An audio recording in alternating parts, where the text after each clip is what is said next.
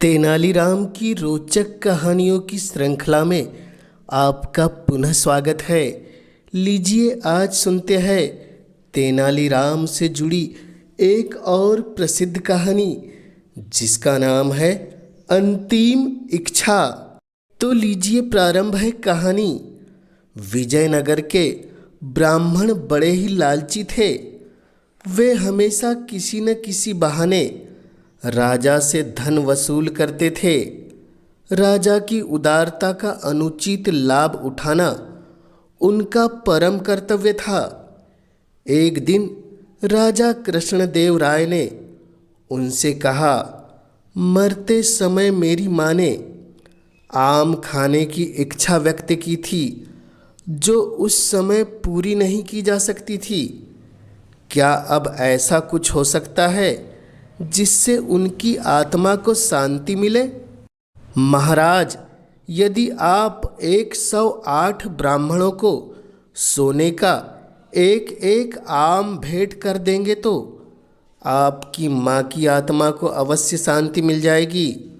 ब्राह्मणों को दिया गया दान मृत आत्मा तक अपने आप पहुँच जाता है। ब्राह्मणों ने कहा। राजा कृष्णदेव राय ने सोने के 108 आम दान कर दिए। ब्राह्मणों की मौज हो गई। उन आमों को पाकर तेनालीराम को ब्राह्मणों के इस लालच पर बहुत क्रोध आया। वह उन्हें सबक सिखाने की ताक में रहने लगे। जब तेनालीराम की माँ की मृत्यु हुई तो 1 महीने के बाद उसने ब्राह्मणों को अपने घर में आने का न्योता दिया कि वह भी माँ की आत्मा की शांति के लिए कुछ करना चाहता है। खाने पीने और बढ़िया माल पाने के लोभ में 108 ब्राह्मण तेनालीराम के घर जमा हुए।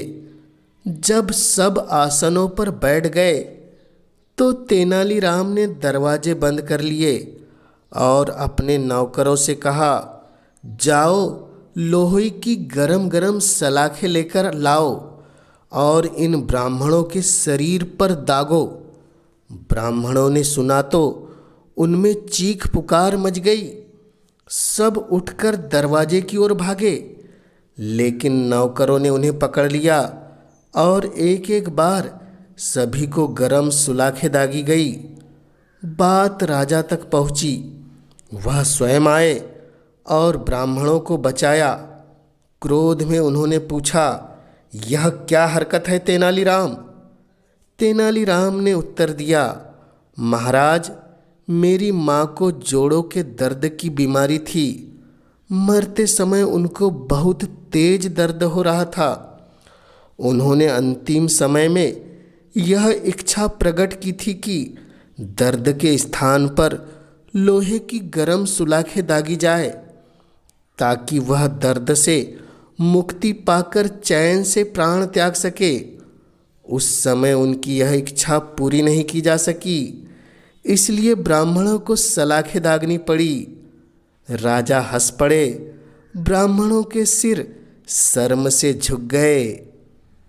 तो यह थी तेनालीराम की मशहूर कहानी अंतिम इच्छा। यह कहानी आपको कैसी लगी हमें कमेंट्स के माध्यम से ज़रूर बतलाएं।